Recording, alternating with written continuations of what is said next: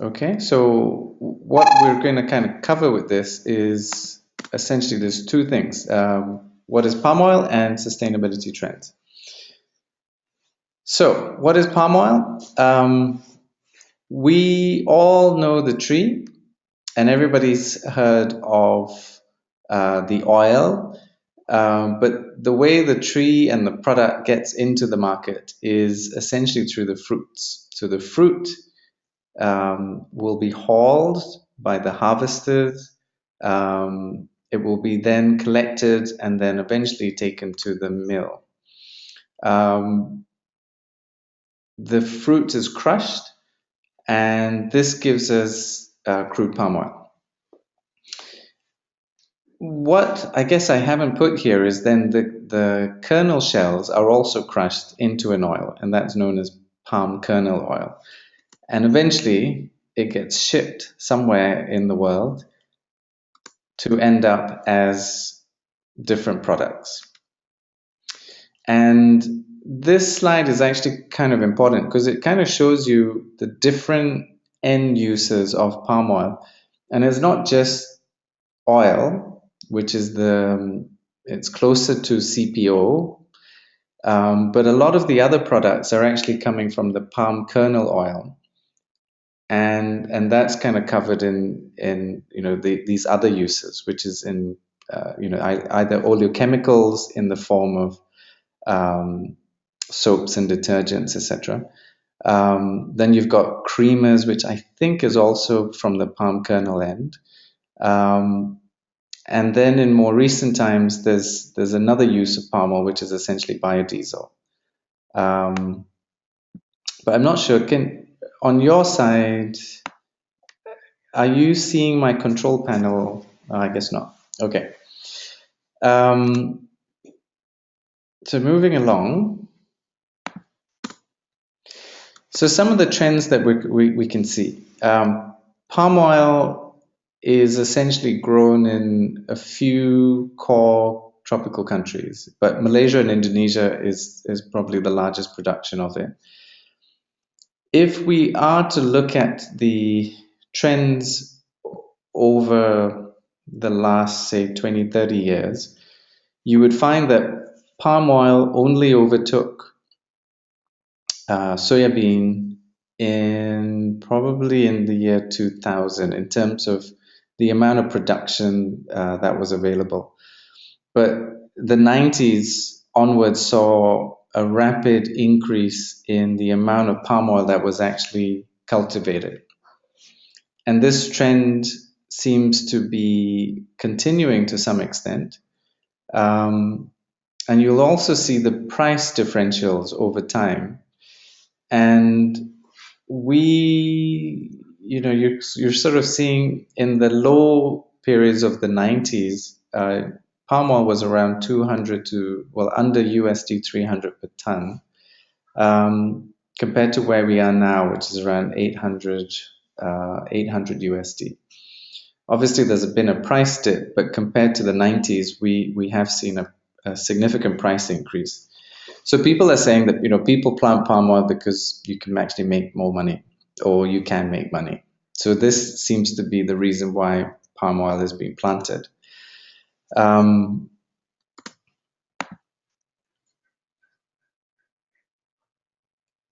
in terms of where palm oil can be planted, it's going to be only in the tropics. Malaysia, Indonesia has seen, like I said, like the largest increase in palm oil production. But what you're actually looking at is there's an increase in plantation-sized palm oil. So larger companies coming in to develop very large areas of land. Whereas traditionally, say, for example, in Africa, it has been a smallholder crop. But we see a similar trend happening in South America, where larger companies are also coming in, and they are on this sort of oil palm expansion. And where the concern comes in is that most of the areas where palm is produced are also what they call kind of high biodiversity areas. So these are essentially tropical rainforests. So this is really where the sort of main kind of concern amongst NGOs and others, that palm oil as a product isn't very sustainable because it's displacing tropical rainforests. So this is kind of where the whole attention on palm oil has been. And what we see today is there's campaigns against palm oil all the time. But I think what I've seen is this is the trend which has been ongoing since the 80s. There's been lobby groups against logging or forestry, and now that's just shifted to palm oil because a lot of the areas which were previously under forest is now palm oil.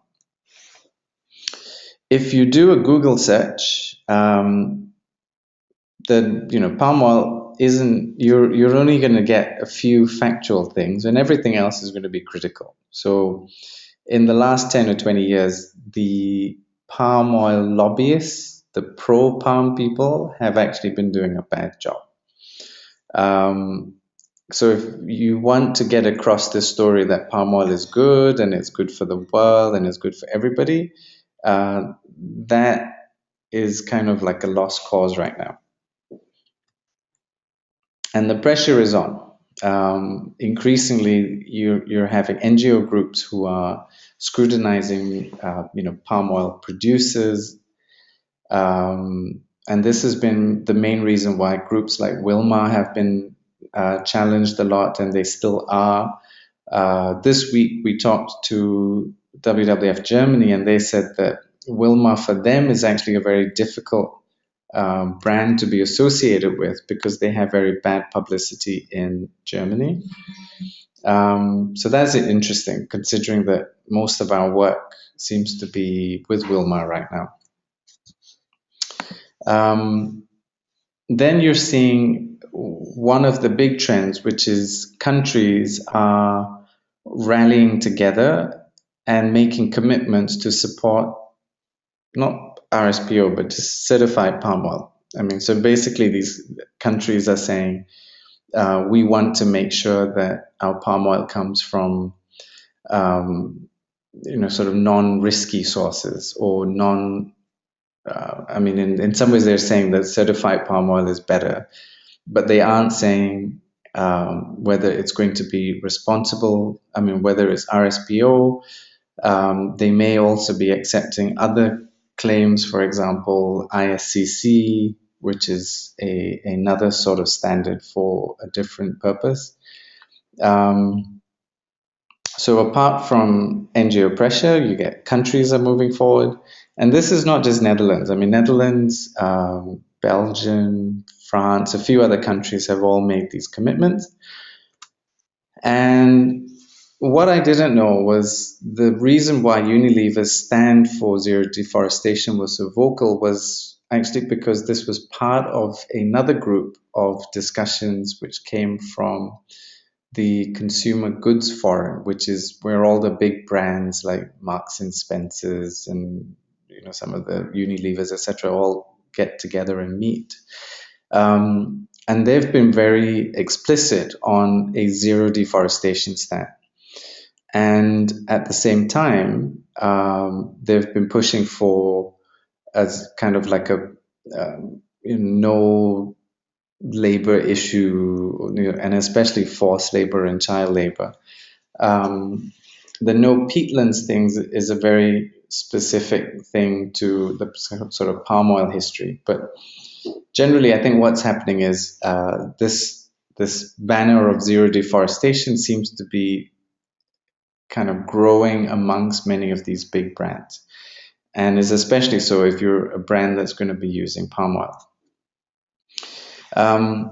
So one of the outcomes is Wilmar. So Wilmar's also made a similar stand, and now we find St. Darby, KLK, IOI, I think, have all made a similar stand, and that's actually because of the sort of pressure that's also coming from the groups like Greenpeace, because they're working on the sort of consumer facing brands, like your Nestle's and General Mills, etc. So what's happening is the more pressure they're putting on these guys, the more pressure they're putting on their suppliers, but also they themselves are having to make these zero deforestation kind of pledges or policies.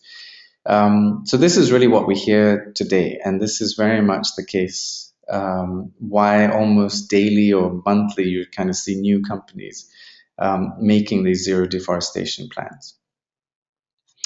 So, in terms of a sort of conclusion, RSPO is seen as a very high standard, but increasingly it's becoming quite obvious that it's not going to be something that everyone's going to be able to meet. And it is going to be only relevant to perhaps some of the larger players. Banks like HSBC are making it a requirement as part of their lending, but this just means that a lot of smaller guys are basically running away. There are going to be other standards popping in, MSPO, etc. But in terms of requirements, it's actually going to be very much up to a business-to-business association. Because not everybody is requiring RSPO, not everybody is saying MSPO, so it really depends on who your customers are and if they're actually asking for these things. It's possible they're not asking for any of these things, in which case, I guess that's why some companies don't move at all. There is a pressure on the big brands, but basically what this is forcing everybody to do is to identify where their source is coming from. And it's one of the first steps towards traceability. So traceability means I know where my source is coming from, but it also means I know more about my supplier because I understand whether they are actively opening up new land, which is forest land. I know that my suppliers don't have labor issues, basically all the risks that the big brands are kind of worried about. And that's essentially, so traceability has those two steps. There's the know your source, but it's also about knowing the risk those suppliers pose to you and ultimately your customers. So that in a nutshell is that's the backdrop to what is happening currently in the sort of palm oil space. So I'll just stop the recording here. Okay, so what I've just kind of outlined earlier on was just simply in terms of this is palm oil, this is what the big companies are kind of dealing with, and just to give you some context to where is Wild Asia's position in terms of rolling this work forward.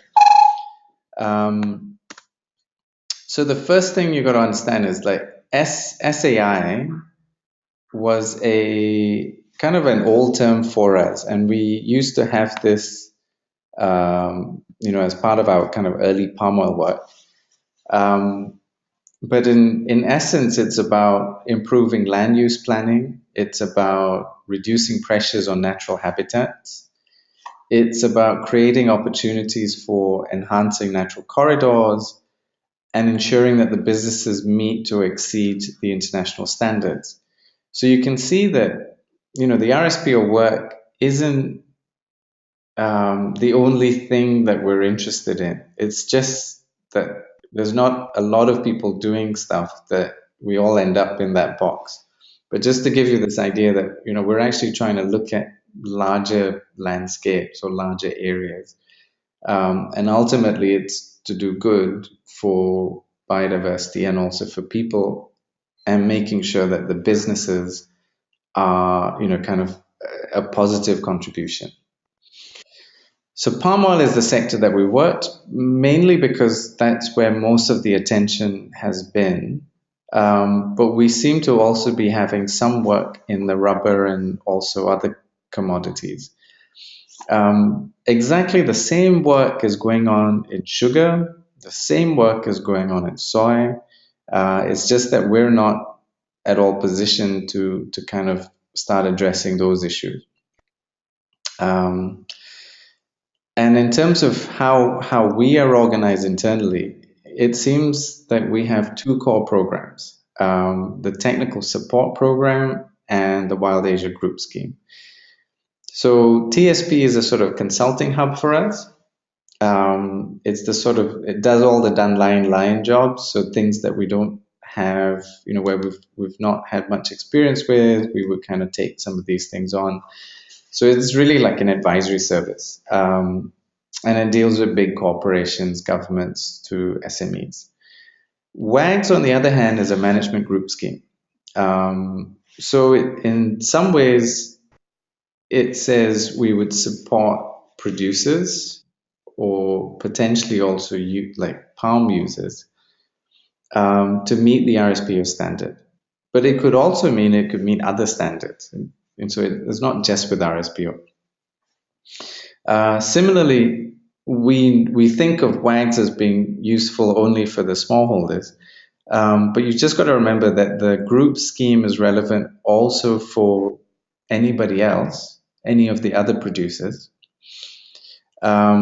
And then on the supply chain side, it's also going to be relevant for those who are using, those who use less than 500 metric tons per month.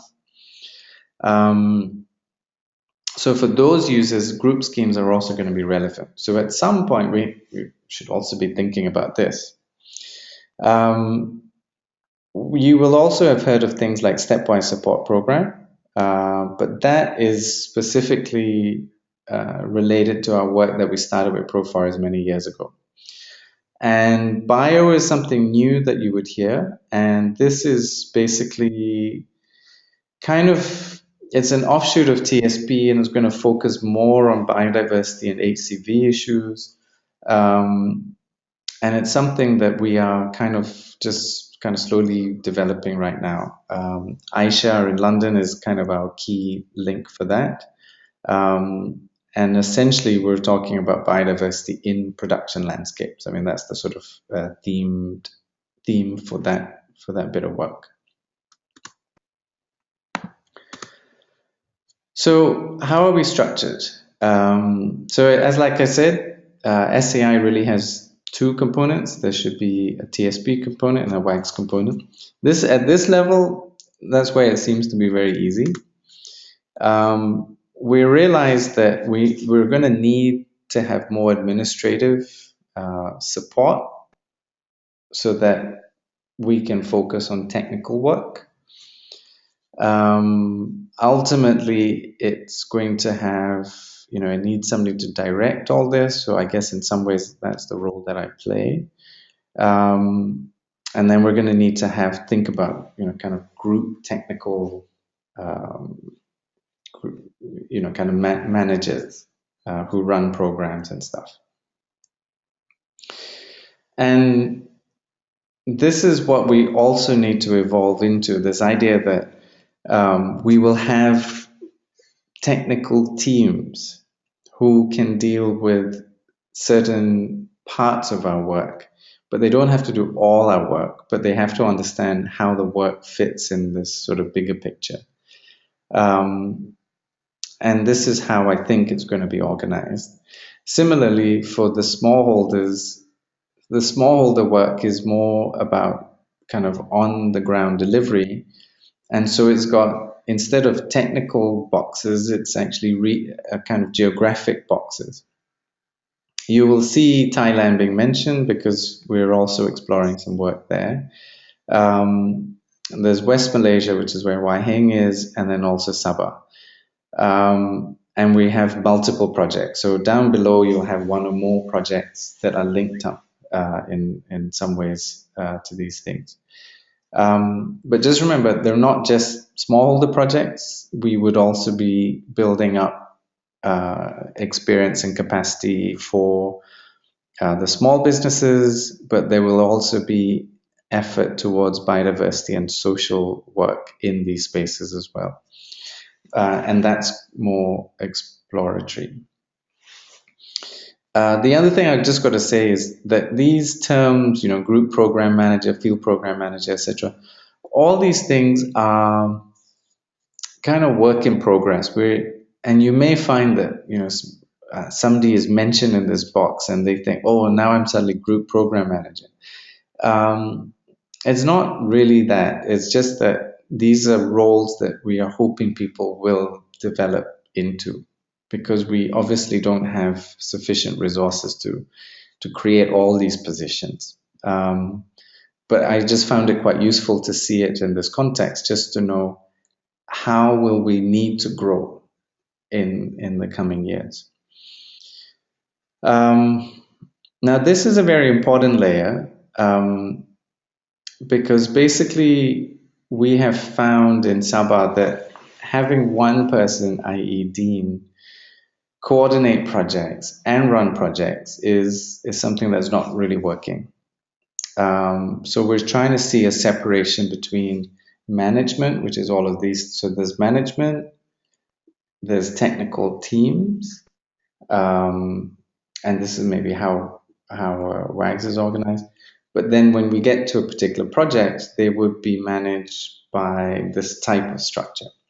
So there needs to be some kind of project manager. There needs to be clusters are basically, it could be a small region, it could be a mill, it could be anything. But then there should be somebody dedicated to work with that group. And then they have the field assistants down below. So now this is where the caveat is, just hang on, don't be worried if your name is there and stuff like that. But this is just this is still work in progress, but this is how currently it kind of looks.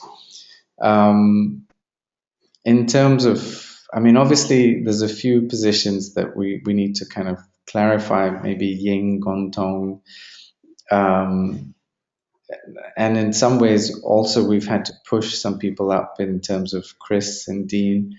But again, they're all involved in projects already, so it's not something that this is not going to be automatic. But we just think that it's time to kind of create these positions and try and think about how to make these positions work.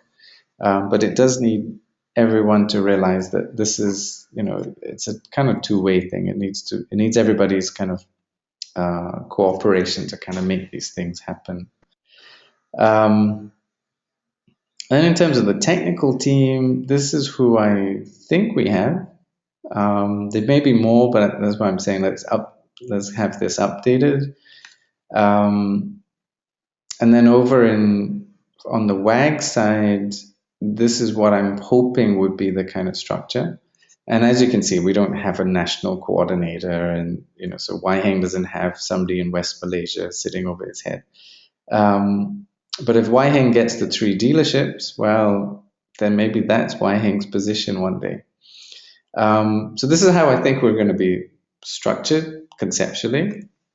Then in terms of projects, we have the Bularan project. So I'm hoping that Daniel will maybe grow to be the lead for this. And then we're going to have 2 mills, and then eventually there'll be another mill, which is Reka Halus. So we're going to need to ensure that we identify who will be leading some of this work.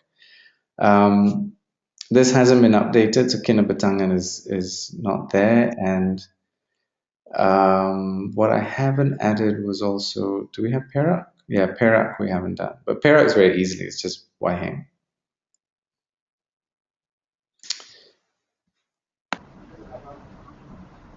Okay, so I guess nobody knows that one.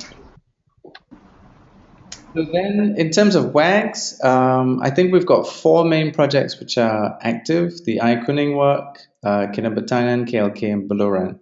As you can see, some are dealers and smallholders, some are direct to smallholders. KLK and Buluran has a small grower component. So this is where it becomes not just smallholders, but then we're having to deal with the small companies. Then in terms of the bio projects, we've just heard the forestry work is confirmed. Um, we're still kind of detailing out what needs to happen and stuff like this, but basically, it's a sort of 1 year project. This is actually quite important for us because it's dealing with the forestry sector. It's closer to my heart in terms of trying to save forests. Um, but basically, what's happening here is these are concessions which are for 99 years, and the state has said, well, look, the area should be turned into industrial tree plantations. What we're trying to say to the company is, well, surely not all of it should be done this way. And so the work this year is really about trying to assess how do we analyze and set aside areas that should not be developed, um, but yet at the same time helping them on the areas that they can develop so that they have better value. So then they'll be more agreeable to kind of protecting the forest that they have left behind. There's a social dimension to this, which is what are communities doing? What resources are they utilizing? And is there anything there that could be turned into small community enterprises? Um, so the forestry project is going to be very interesting. It's going to be challenging.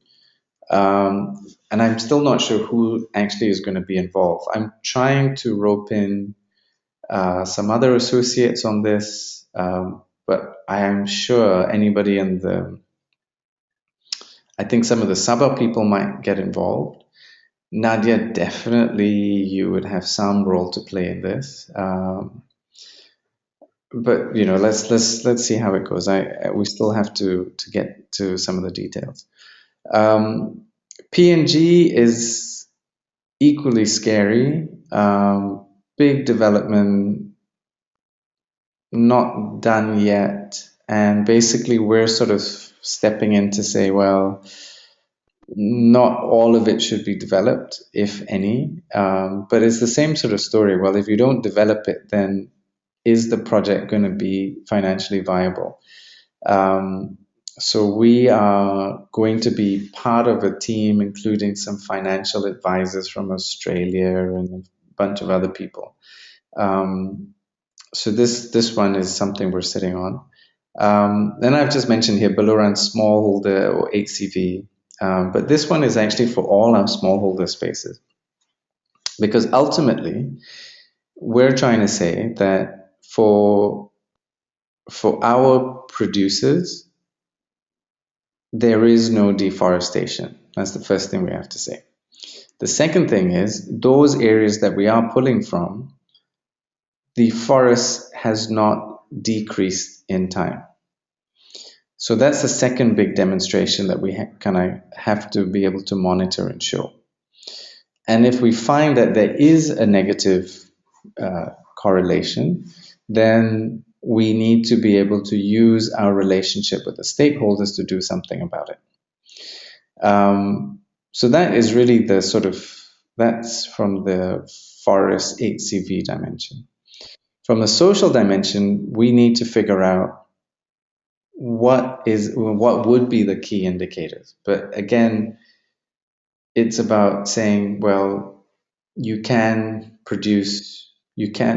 production of palm oil from a particular region has a positive impact on income or schools or something, some kind of social dimension. And that's something that we need to get our heads around, like what exactly is that going to look like? So this, I think, should give you a kind of overview about kind of like kind of the upcoming projects. So before I carry on, are there any questions?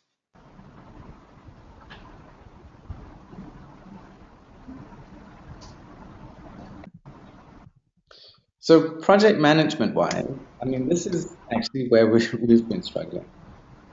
Um, what we're hoping is that if for Wild Asia, so Wild Asia project management ultimately means that we should be able to listen to the ground, and we need to use this to improve the way that we are delivering our work. I mean, that's essentially what we're actually trying to achieve.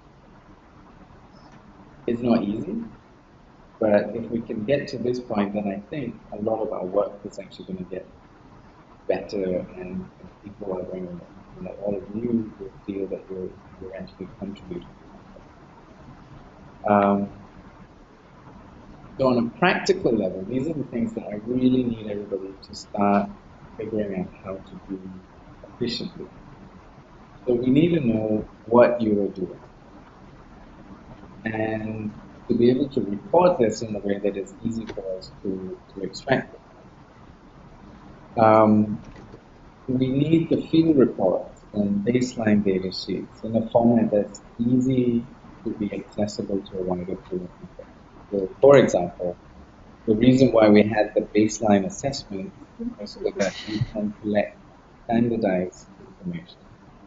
But if it doesn't sit in the Dropbox, then it's not accessible to anybody. And we can't even check to see if there's any problems with what you're collecting because we can't actually see the data. Um, and then the other thing is this idea of like this two-way feedback is we also need to have a way of collecting feedback, challenges, action plans, so that it's easier for us to help monitor projects and also to see where areas that we can improve or where resources are needed. And then finally, expenses. So all your spending needs to be in a way fed to us so that we're able to understand where the money is going, but also where we're not spending any money. And then it can kind of help us manage, or either we need more money, or we need to spend less in some areas, or we need to spend more in some areas. That's a very important thing. So these things are the sort of fundamentals. This is something that everybody needs to be able to do. Um, and if we do this well, we should be able to do a number of very critical things. This idea of financial reporting, because we have many donors, they all need to know where is the money going, and are we spending or we're not spending. And we haven't been able to do this very well because sometimes we're just not keeping track of money that has been committed. That means we don't spend it. If we don't spend it, it means that maybe we should have had some new people that we could afford, but we didn't know. So this whole financial management is actually a problem for us, but it's something we're going to try and improve. Progress reporting happens quarterly, but it's actually more about keeping track of targets and objectives. If we don't know what the targets are, it's very hard for you to know whether the project is moving or not.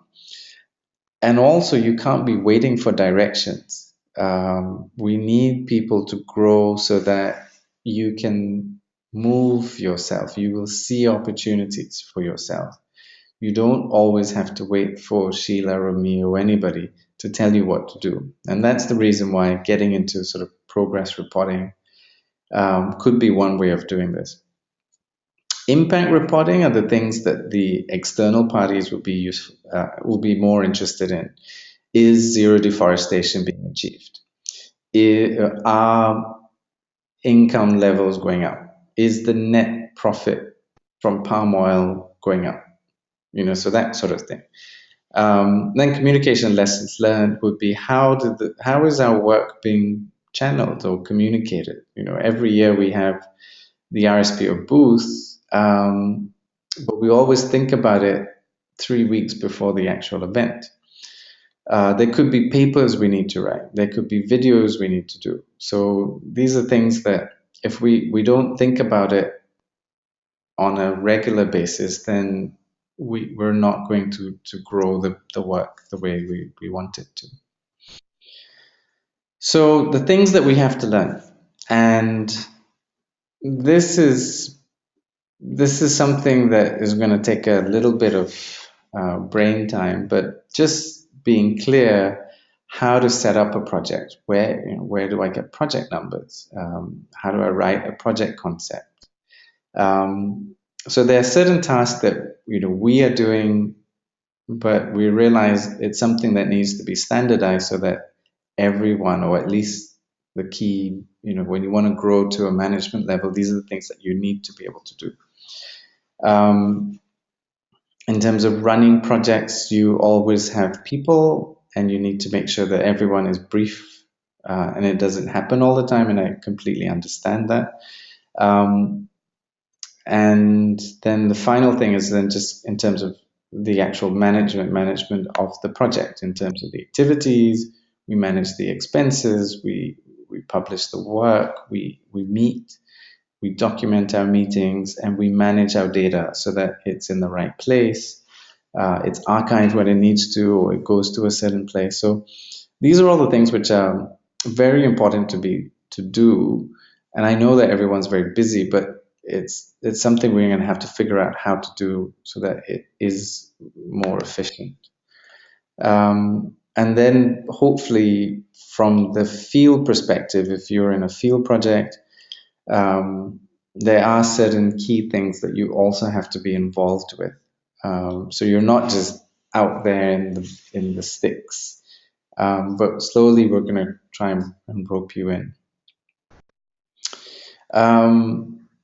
We're also realizing that because we are having different donors, different key stakeholders, we kind of need to get into this routine of steering group meetings, because that helps us solve problems, it helps us identify solutions, but also helps us keep track of our projects. So some of you have been involved with these meetings with Cargill and Solly and stuff like this, and I think those are the things that are going to be called steering group meetings. But similarly, like for Buluran, the field implementation is really between the mill, WAGS, and the Wilma people. And so we need to also make sure that these things are done, um, are also held. Then in terms of project team meetings, that these are the idea is that you keep track of progress, you document your challenges, and you see what needs to be done to move forward.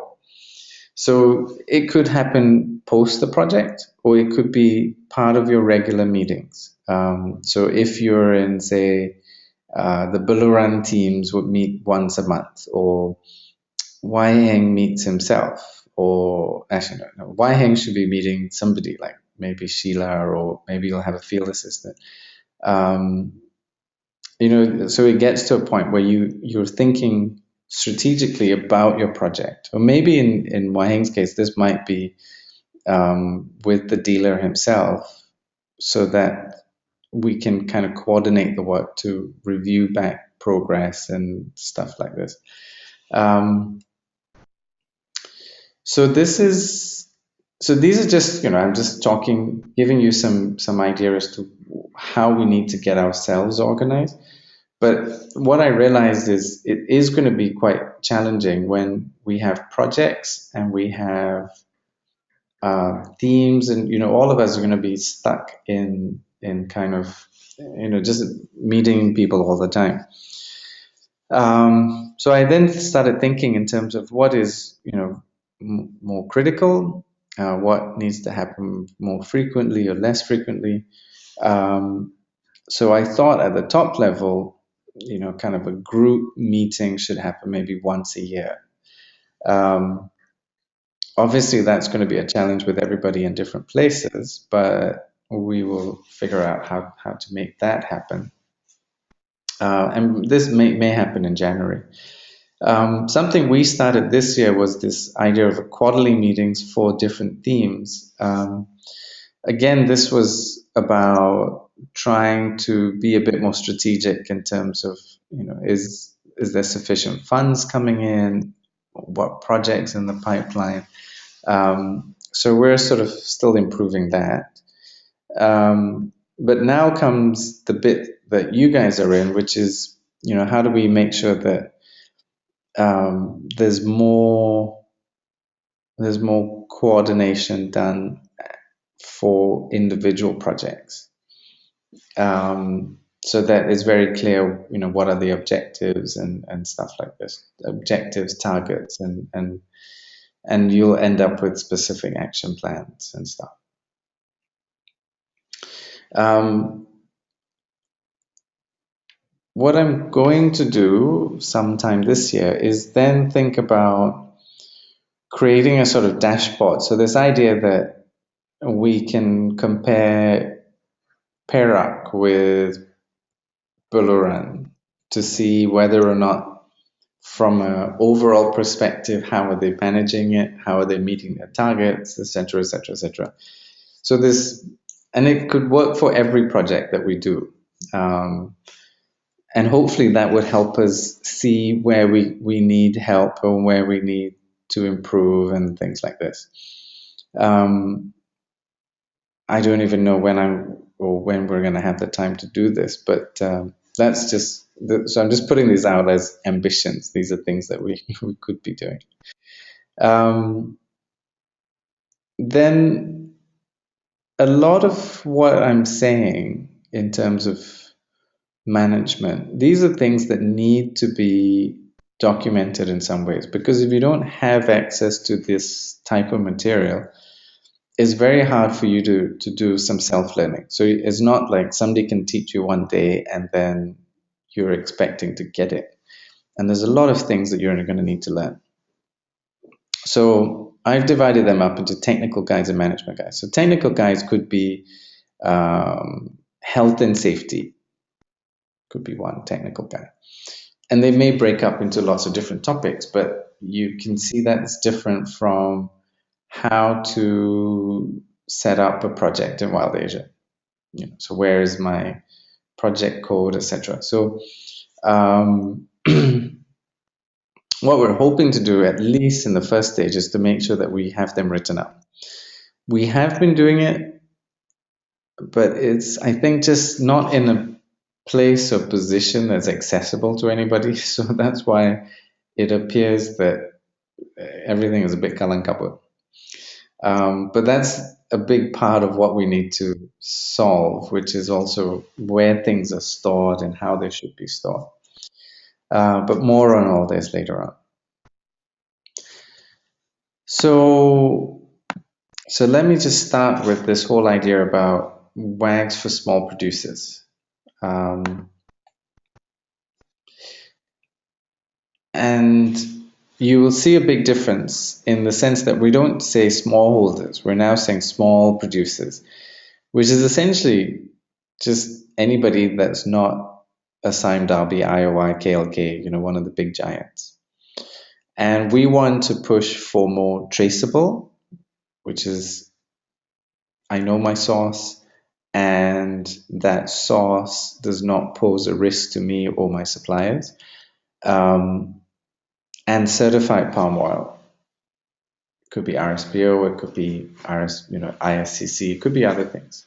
But essentially that's the idea that you're linking the small producers to a global supply chain. And that's really what we are trying to do.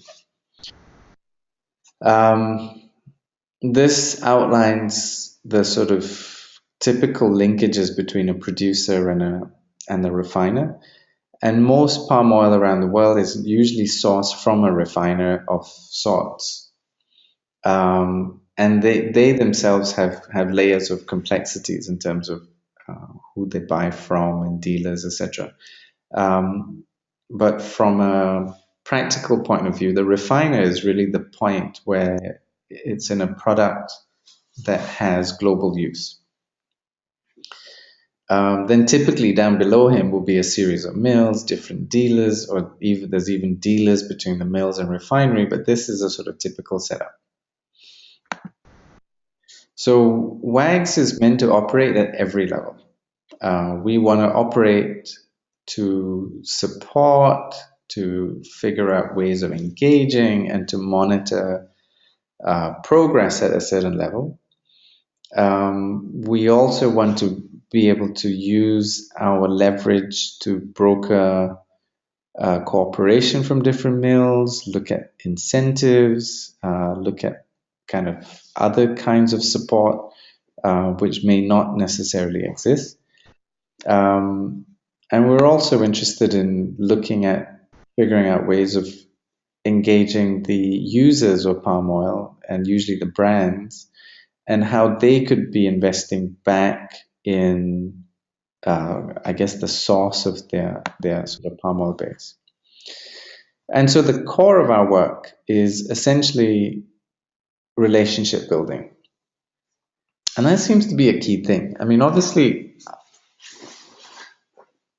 I joke about how Kaisiang has a very good sort of PR with the old uncles.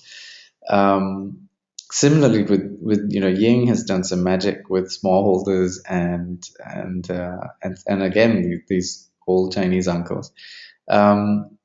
But is also at different levels, at the working with corporations, working with NGOs.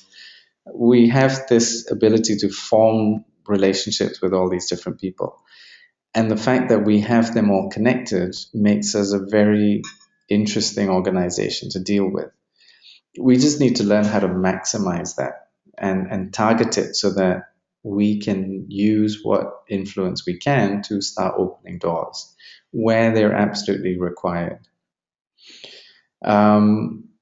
We understand standards, or at least some of us do. And again, it's about trying to adapt them so that we can start using it on third-party suppliers to a lot of these different groups. And then the bit where we need to figure out whether for smallholders or the small growers is how do we guide them, support them, show them how to meet the various RSPO requirements so that they're able to show progress and also to meet ultimately the RSPO standard. And so this is really like the three core bit of work that we do. If we do this well, the players in the relationship will be happy. But ultimately, between the FFB producer and their suppliers, or the mill and their refiners, we should actually end up with a much more beneficial relationship between them, or I call win-win. We need to see that there's real value for the guy on the ground. It could be yields, it could be quality, it could be improved farm management. And then this was that idea that production landscapes do not have to be non-beneficial to people. And that's something that we need to be thinking about how to develop. But that's essentially what we're trying to do. So where does WAGS come in? This work in progress kind of summarizes it. The reason why all of you are struggling is that not everything has been documented. And in fact, we're still making it up because we create rules or we figure out solutions when we know what the problem is. So this is the reason why feedback from the field is very important. If something doesn't work, we need to know so that we know how to adjust the system, or we need to know what it is that we have to think about to fix. But in any case, the process is a very dynamic one.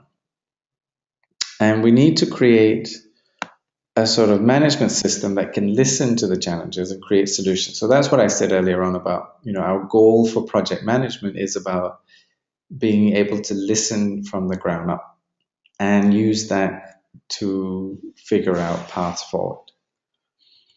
And we need to be able to then make this systematic so that there's a base or there's a foundation of documents and guides, and they're made available and people can use this so that we can all do our work better.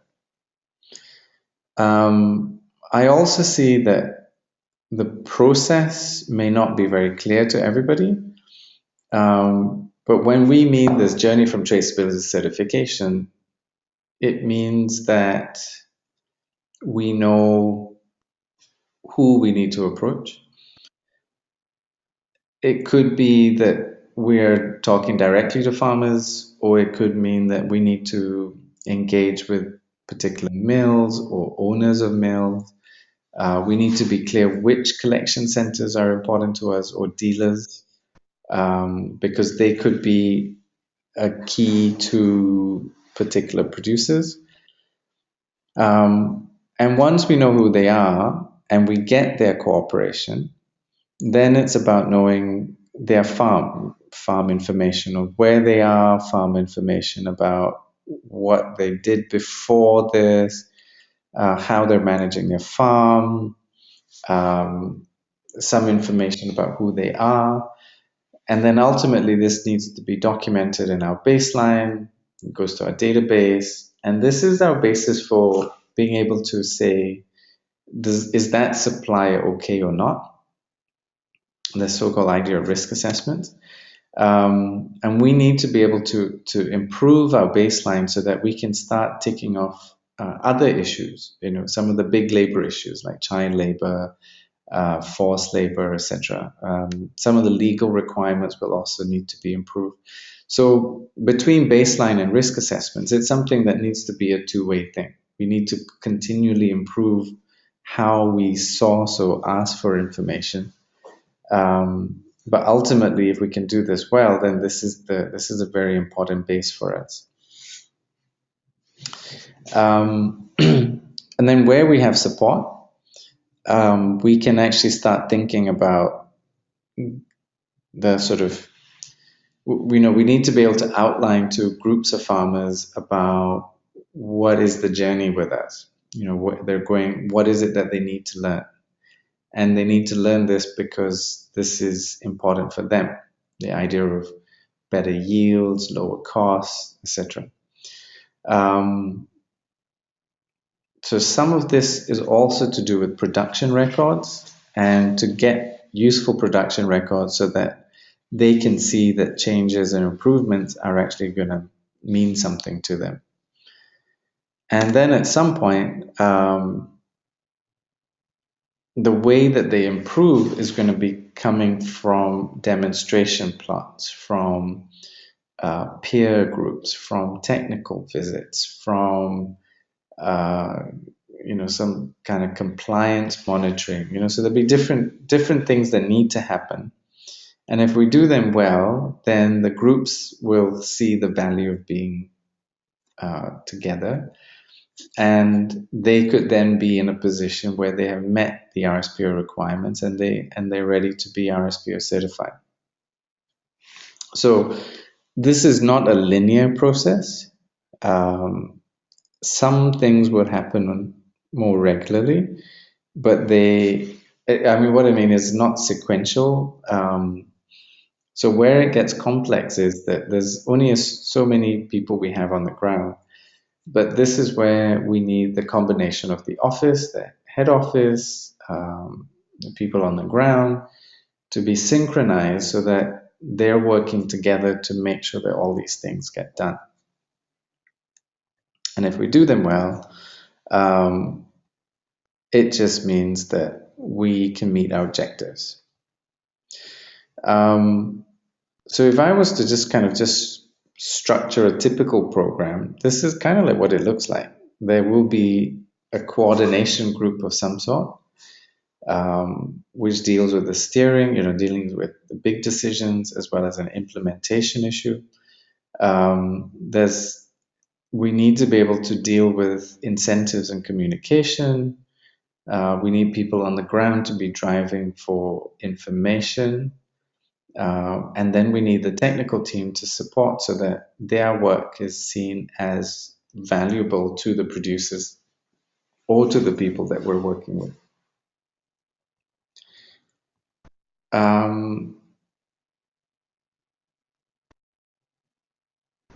So I think these are just kind of just a little update about where we are, kind of visually. I think I'm just going to pause there before I continue. So, does that sound scary?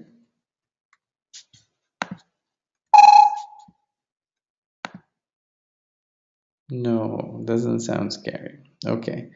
Um, oh, Sheila says yes. So, what do you think is what's the next step?